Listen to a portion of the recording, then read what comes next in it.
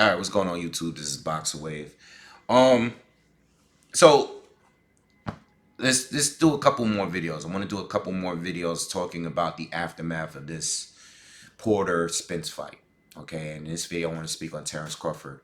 I did a video a couple months back where I addressed some of the issues I'm going to address here. Some of the issues that Bud is going to continue having as long as he's with Top Rank.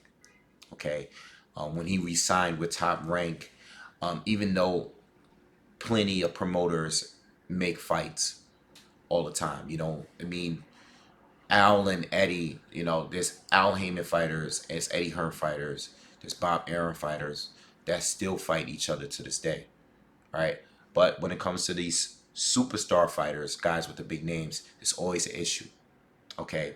I think the saddest part of it all is the fans and the YouTubers that are actually promoting this kind of stuff. Like they're freezing out Bud and they're actually defending this kind of, these kind of moves that are being made.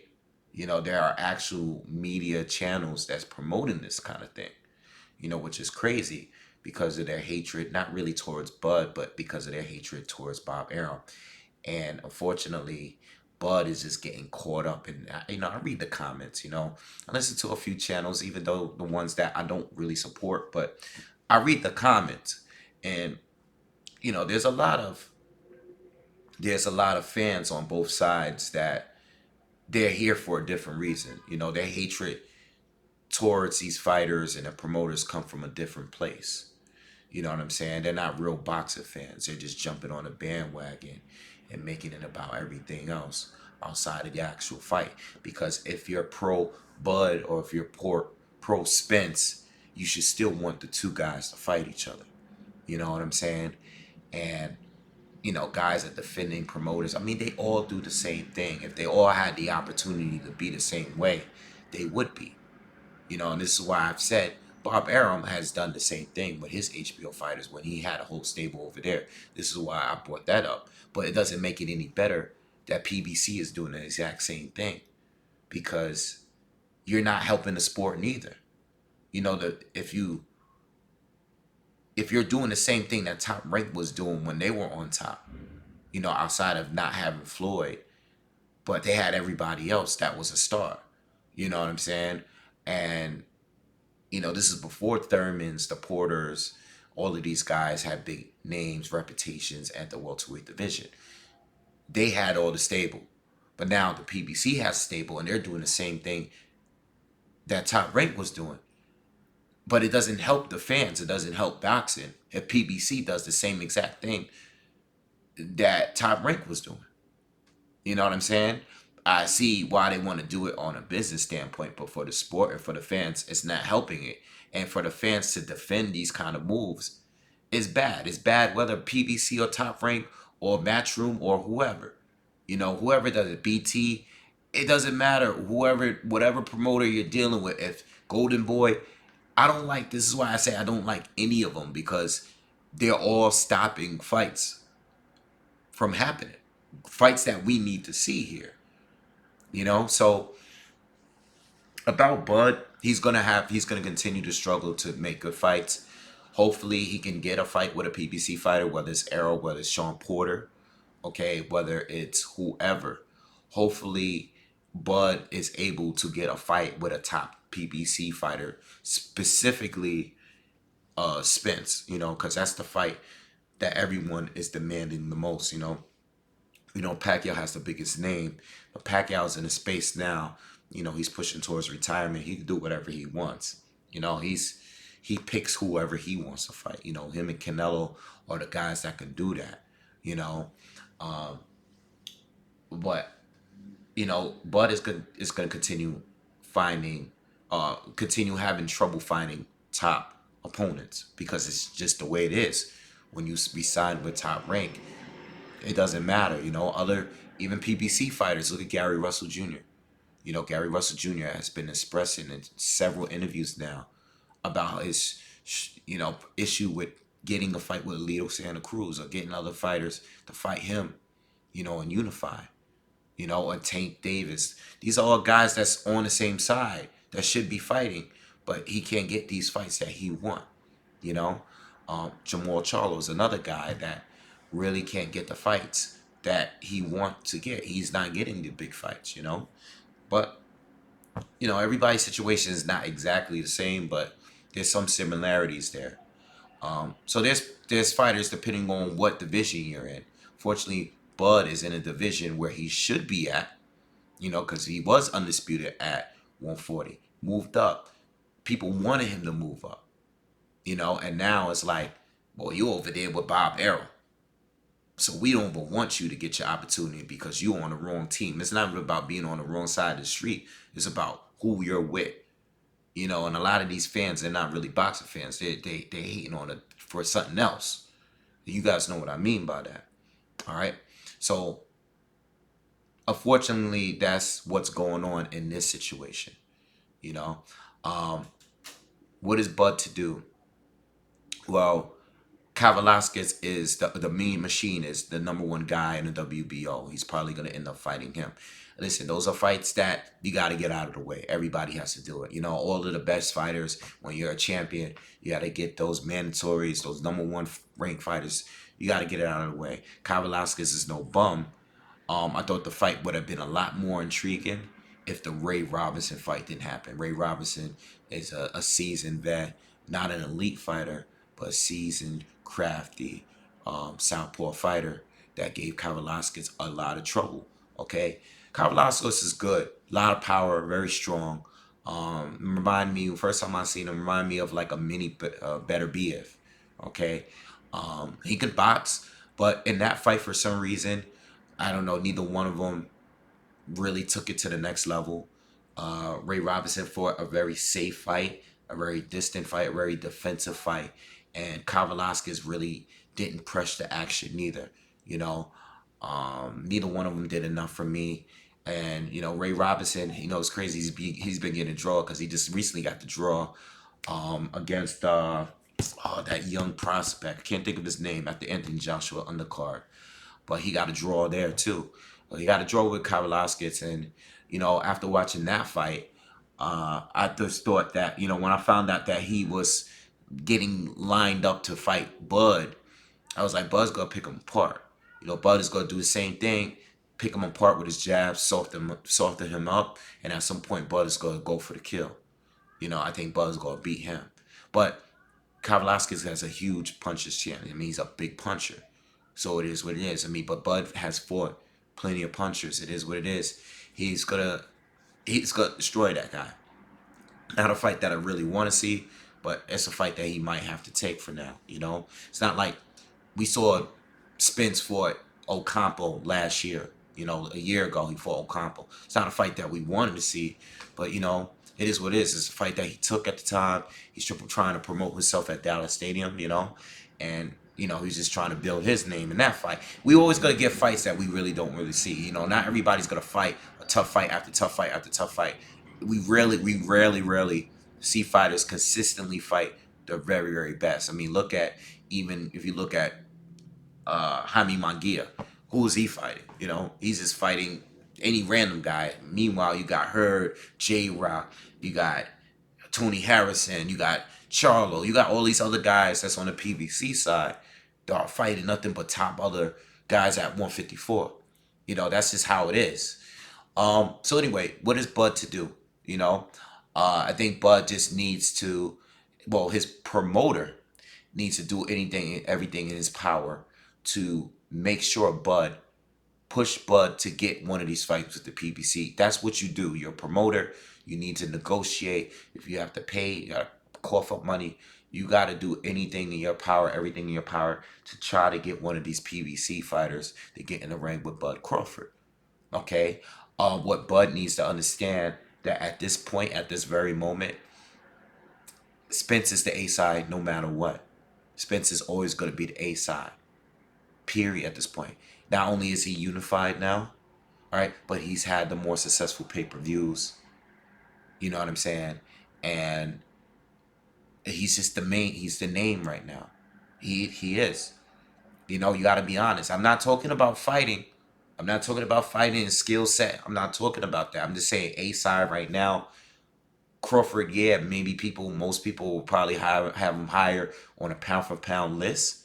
Yes, but right now, Errol has a better resume at welterweight because he's been there his whole career. Where Spence did, I mean, where Bud did his thing on the come up, beating the top guys in those smaller divisions. But now he's at welterweight, and his resume unfortunately doesn't stack up. It's not really his fault. He's there to fight the very best. Of course, he's not running or ducking from anyone. But and some people go with that whole narrative too. Like, why would you sign with someone when all the other fighters is on the other side? You don't have to sign with Al Heyman. We don't know what's going on. We don't even know if Bud tried to negotiate with Al Heyman. Maybe the money that Al Heyman was talking about wasn't good enough for him. Who knows? I have no idea. Maybe he just stayed out of loyalty. Whatever. You know, it's not like when are we at what point did we start saying as boxing fans, well, once you move to a certain division, you got to sign with a certain promoter. Like, when did that start? You know, like, why are we doing this? You know, we got to stop doing this. And it's up to us, people like me, other channels, other fans that's in the comments. Let's keep pushing this fight. Let's keep talking Bud and Spence. It doesn't matter if Spence goes on to fight Danny Garcia or he goes up to 154 or whatever he does. Let's keep putting it out there like, yo, we want Spence versus Bud.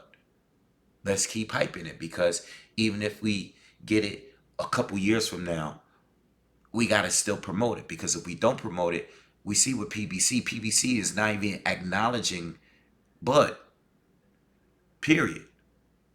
So they don't want anything to do with them. You know, when they give these interviews with Sean, and I heard somebody in the comments said that Sean said he was willing to fight Bud. I didn't see that interview, but I read that in the comment.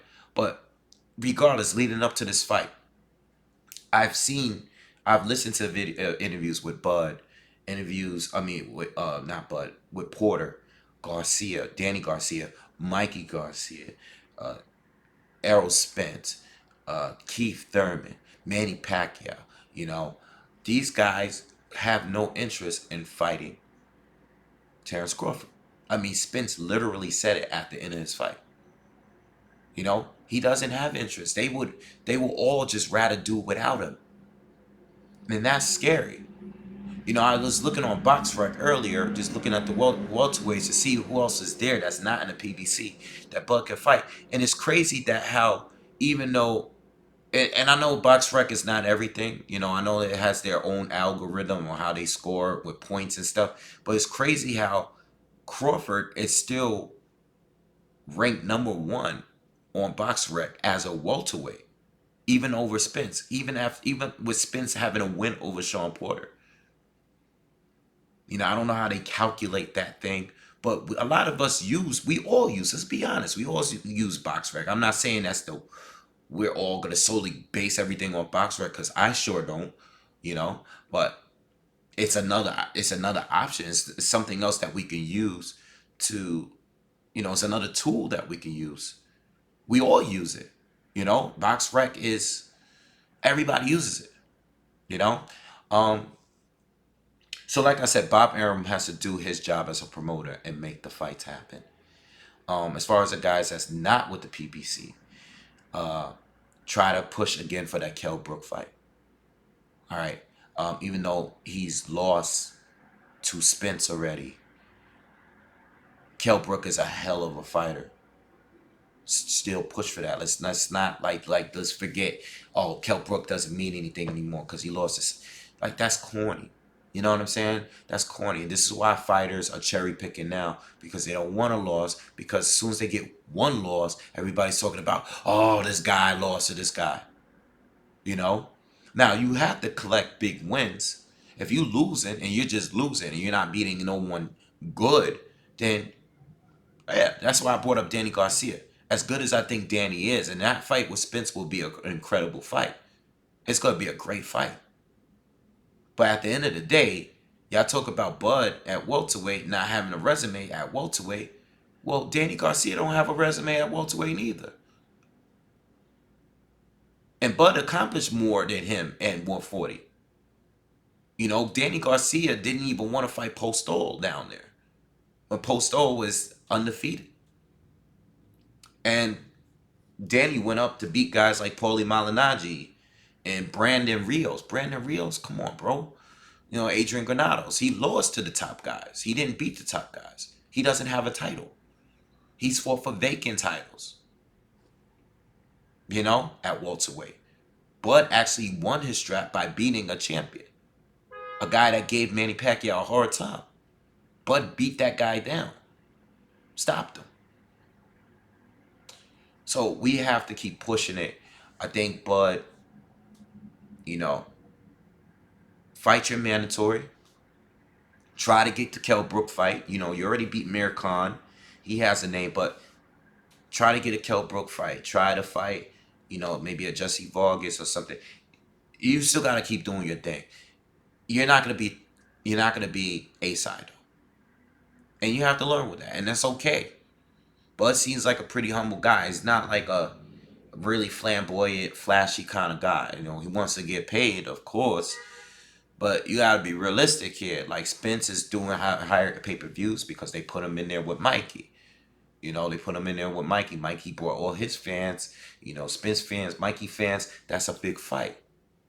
You know, Mir Khan has been more on a losing streak. So even though Mir Khan is famous, people weren't looking into the fight thinking that Amir Khan was going to beat him.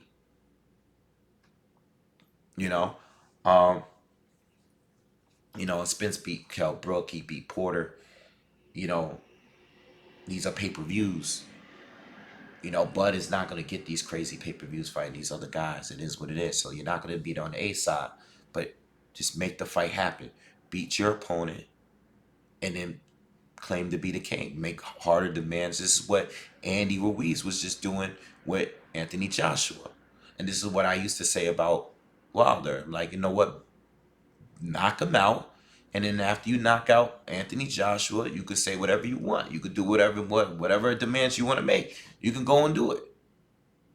You know, fight him in a rematch. Take the 100 mil. This is what I was saying back then. I'm consistent with everybody. I'm not consistent with I'm not just, I'm a PBC fanboy. So I'm just sticking for anything that PBC do. There's a lot of people that's doing that. And there's actual channels that do that. I don't even like the guys. I don't even like when people are just strictly hating against PBC. Because some of the other promoters do the same thing.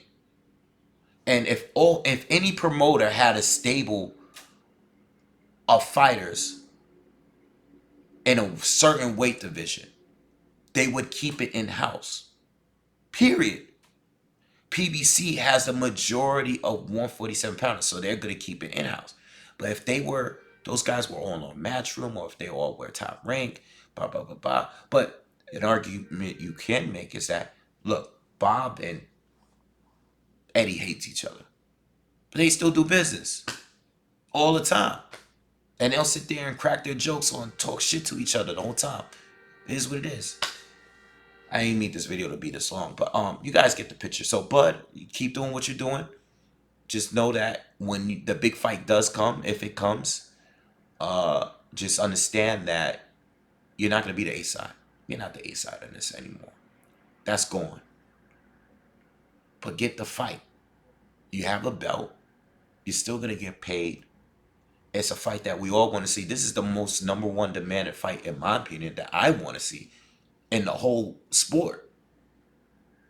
You know, I think the only other fight that I had above that was Joshua and Wilder, and that lost some steam because of what happened with Joshua. I want to see if Joshua can avenge his loss. But for right now, Spence versus Bud is the #1 fight that I want to see. Period. All right, so I'm gonna do one more video. I'm gonna talk a little bit about Spence and his how I feel about him fighting at 154 if he chooses to go up, and yeah. So be on the lookout for that, and make sure you guys subscribe, like the video, donate to the channel, follow the Instagram page too. I'm gonna start posting more on there. I did like a short breakdown of Kovalev versus Canelo on there last week. So I'm gonna try to start being a little bit more active on the IG account. But yeah. Just show love anyway. Drop your comments, and I'll see you guys on the next video. Peace.